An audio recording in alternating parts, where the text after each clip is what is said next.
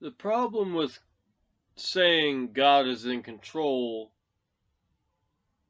is it misrepresents the situation. Because when you say God is in control, oh, well, God killed those people. God did this. God did that. God put sickness on them. God broke your leg. But that's not the truth. So when you say God is in control, instead of that being, oh, it's inspiring because God's in control, so we're safe because God is in control, that's not what happens. What happens is God is in control, so he took my niece, he took my nephew, he took my son, he took my daughter. That's what God is in control means. But the reality is we are in control. Because how can God be in control and Adam sin? If God is in control, Adam and Eve don't eat of the fruit. If God is in control, Lucifer doesn't mess things up and get thrown out of heaven. In that context, Lucifer was in control of himself, of his will, of his ability to do evil, of his own ability to tempt himself. I mean, he didn't even have a tempter. He did that himself. That's the power of free will. And now, I mean, we're tempted by the devil, so we're not. And I'm going back to Adam and Eve. They were tempted by the devil, so it's not like they did it by themselves, but still, God didn't do that. God didn't make them eat of the fruit. There's scenarios where something is predestined to happen, and in that way, God was in control. God set the boundaries for something, and they were fulfilled.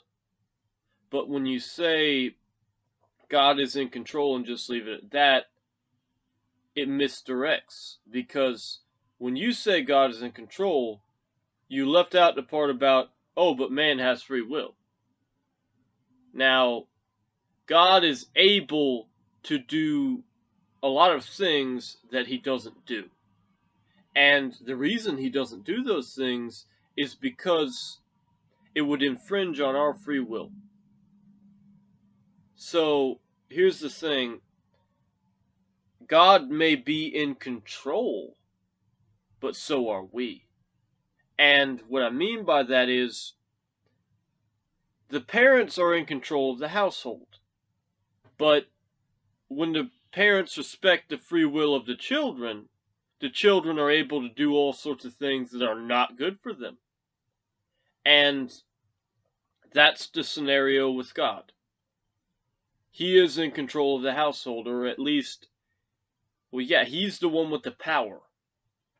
But he doesn't infringe on our free will. So, saying God is all powerful, God can do this, God can do that, that's true. But when you say God is in control, you're confusing God. It questions God's benevolence. It questions God is love. It questions God is light. When you say God is in control, are you saying God's evil? Are you saying every evil thing that's happening, every presidential election where someone gets elected that should not be elected, whether this party, that party, that's not the point. The point is, why would evil people ever get their hands on power if God is in control? And then here's the solution. We are. We're the reason someone got their hands on power. We're the reason evil is in control. We give our authority, because we're in control, to, okay, the flesh. And then when we submit to the flesh, then evil runs rampant. And that's the part about we're in control. If God was in control, that's not going to happen. And here's the thing. God is in control of heaven. We are in control of the earth. And the devil's over there tempting. And although he's doing that tempting, and although the world is where he's playing, well, we have the baseball bats. He doesn't. And if we don't use the baseball bats for his purposes, he can't make any home runs. He can't get anywhere. Because we're what he uses to destroy the earth.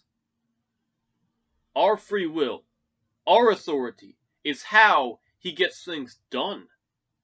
If we didn't submit to the devil,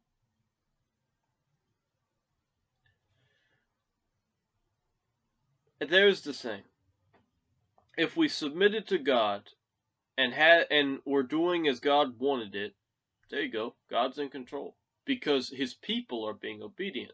I mean, that's like, okay, the parent is in control when the child does what they say. But the child has free will, and the child doesn't have to do what the parent says. We don't have to do what God says. We can go to hell if we want to. Literally. We can just, okay, don't accept Jesus, going to hell. It's that simple. We have that choice. I mean, you can be whatever kind of Christian, read the Bible 100 times and be all close with God and just say, I don't care anymore, going to hell. I don't care anymore, no Jesus, going to hell. We have that choice. And God won't stop us. God won't stop us because it's our choice, not his. And he honors our free will. That's why he's not in control.